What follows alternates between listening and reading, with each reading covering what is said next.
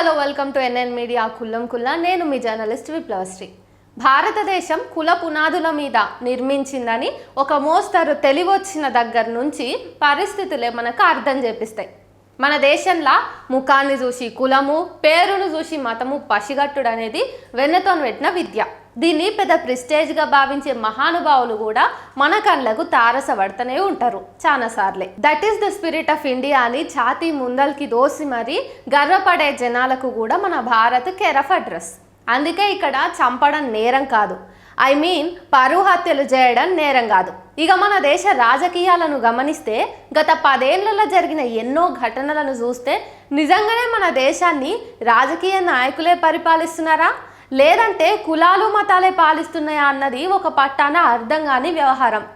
ఇగో అందుకే మన వార్తాపత్రికలు చూస్తే ఆహారం దొంగిలించినందుకో, దళితుడు గుడిలోకి ప్రవేశించినందుకో, దళితుడి పెళ్లికి గుర్రం మీద ఊరేగించబడినందుకో, ఒక ముస్లిం చేసిన తప్పుకు పూర్తి ఇస్లాం మతాన్ని తప్పుపట్టిన వ్యవహారాల్లో ఇట్లాంటి వార్తలను రోజు చూస్తూనే ఉంటాం మనం. హబ్బే ఈ రోజుల్లో కులం ఎక్కడుందండి అంటూనే ప్రతి నెల మన కుల సంఘాలకు ముట్ట చెప్పాల్సిన మొత్తాన్ని ముట్ట చెప్తూనే ఉంటాం. ఇక రిజర్వేషన్ల మీద వడి ఏడ్చే ఏడుపులెనక అన్అక్నాలెడ్జ్డ్గా అత్యున్నత పదవులు అన్నిటినీ కూడా అగ్రవర్ణాలు ఎట్లా స్వాహా చేస్తున్నారు అన్నది మనం చూసి కూడా చూడనట్లే వదిలేస్తాం.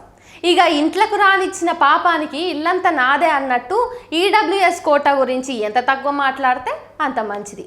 ఇగో కుల్లం మాట్లాడుకుంటే నేను చెప్పిన ముచ్చట్లేవి గాలి మాటలు కావు, పుక్కిటి పురాణాలు అంతకంటే కావు.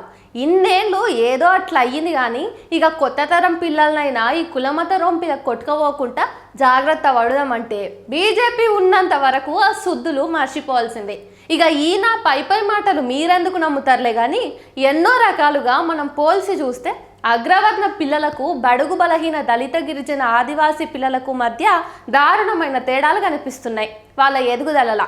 మన దేశంలో పిల్లల ఎదుగుదలను పరిశీలించినట్లయితే వాళ్ళ కులాన్ని బట్టి ఆ పిల్లల మానసిక, శారీరక ఎదుగుదల ఉంటుంది. భారత్, సబ్సహారా ఆఫ్రికాలోని దేశాలకు చెందిన పలు సర్వేల ఆధారంగా తాజాగా ఒక అధ్యయనం అనేది ఇచ్చిన రిపోర్టును బట్టి చూస్తే విస్తుపోయే వార్తలు అయితే బయటపడ్డాయి. మన దేశంలో ఉన్న 5 ఏళ్ల లోపున్న పిల్లల్లో 35% మంది సరైన ఎదుగుదల లేకుండానే పెరుగుతున్నారు. వయస్సుకు తగ్గ ఎత్తు లేకుండా, పౌష్టికాహార లోపంతోన, అనారోగ్యాలతోన, సరైన జీవన ప్రమాణాలు లేకుండా లక్షల చిన్నారులు బాధపడుతున్నారు. ఇది అక్షర సత్యం. మన దేశంలో శతాబ్దాల నుంచి వస్తున్న కుల వివక్షకు అభం శుభం తెల్వని చిన్నారులు బలవుతున్నారు. కులాన్ని చూసి బొట్టు పెట్టే రాజకీయ నాయకుల వివక్షాపూరిత పాలన, అణగారిన వర్గాల పట్ల వారికున్న నిర్లక్ష్యం కారణంగా మన దేశం ఆకలి సూచీల సిగ్గు లేకుండా, క్షమించుండి, అట్టహాసంగా నీలుగుతున్నది. సబ్సహారా ఆఫ్రికా కంటే అధిక స్థాయిలో భారత్లోని పిల్లల ఎదుగుదల లోపానికి ఇప్పుడు కుల వివక్ష అనేది కారణంగా ఉన్నదంటే ఎంతమంది ఒప్పుకుంటారో మీరే చెప్పుర్రి. ఈ మాట నేను చెబుతున్నది మాత్రమే కాదు, అశోక యూనివర్సిటీకి చెందిన అశ్విని దేశపాండే, ఇంకా మలేషియాలోని మోనాష్ యూనివర్సిటీకి చెందిన రాజేష్ రామచంద్రన్లు నిర్వహించిన ఒక అధ్యయనం కూడా ఇదే చెప్తుంది. ఆఫ్రికా, భారత ప్రాంతాల్లో కలిపి 44% మంది 5 ఏళ్లలోపు చిన్నారులు ఇక ప్రపంచవ్యాప్తంగా ఎదుగుదల లోపంతో బాధపడుతున్న వాళ్ళలో 70% మొత్తాన్ని కూడా ఈ పిల్లలే భర్తీ చేస్తున్నారంటే తీవ్రత ఎంత ఉందో మనం అర్థం చేసుకోవచ్చు. ఇది పోషకాహార లోపానికి ఒక సూచికగా విశ్లేషకులు అయితే చెప్తున్నారు. అయితే ఇందులో భారత రేటు 35.7% ఉన్నది. 49 దేశాలను కలిగిన ఈ సబ్సహారా 33.6%తో భారత్ కంటే తక్కువగానే ఉన్నది.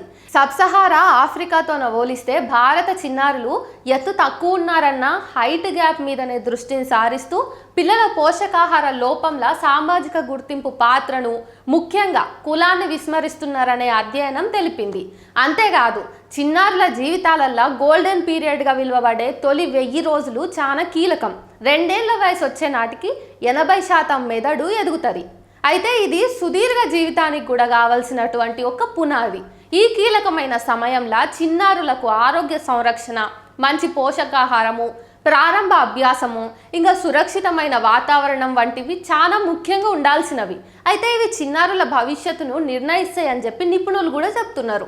కానీ గోల్డెన్ పీరియడ్లో చిన్నారులకు ఇవేమి కూడా అందకపోవడంతోన వారి ఎదుగుదల మీద తీవ్రమైన ప్రతికూల ప్రభావాన్ని చూపిస్తున్నాయని అంటున్నారు నిపుణులు. ప్రపంచ బ్యాంక్ నివేదిక ప్రకారం చూసుకున్నట్టయితే 2021లా సబ్ సహారా దక్షిణాసియా అంటే భారత్తోన కలుపుకొని ప్రపంచ పేదరికంలో 85% వాటాను కలిగి ఉన్నాయి. ఇది పేదరిక అభివృద్ధిల సవాళ్లను తెలియజేస్తున్నది.